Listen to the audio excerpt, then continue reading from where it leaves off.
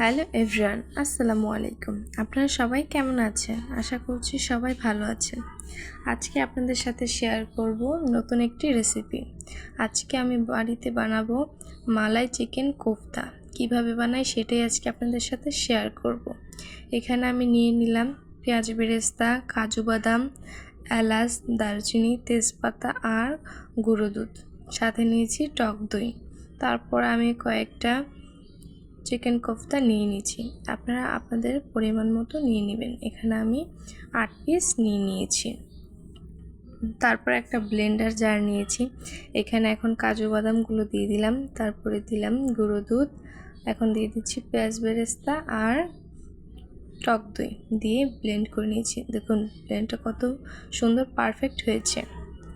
তারপরে একটা কড়াই নিয়ে নিয়েছি, কড়াই পরিমাণ মতো তেল দিয়ে দিয়েছি। তেলটা দিয়ে এখন আমি চিকেন কোফতাগুলো ভেজে নিচ্ছি। চিকেন কোফতাগুলো লাল করে ভেজে নিতে হবে। আমার ভাজা হয়ে গেছে, এখন আমি একটা বাটিতে নামিয়ে নিচ্ছি। কোফতাগুলো ভাজা হয়ে গেছে, তারপরে ওই কড়াই আরেকটু তেল দিয়ে এখন আমি রান্নাটা বসিয়ে দিব।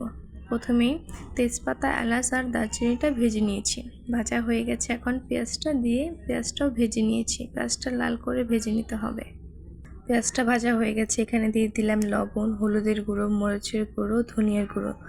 তারপরে এখানে দিয়ে দিলাম পেস্টটা দিয়ে একটু পানি দিব। পানি দিয়ে মশলাটাকে সুন্দর করে কষিয়ে নিতে হবে।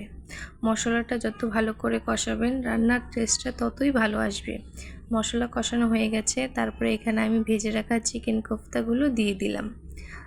তারপরে আরেকটু পানি দিয়ে নিচ্ছি ঝোলের জন্য। এখন ঝোলটাকে ভালো মতো ফুটিয়ে নিতে হবে।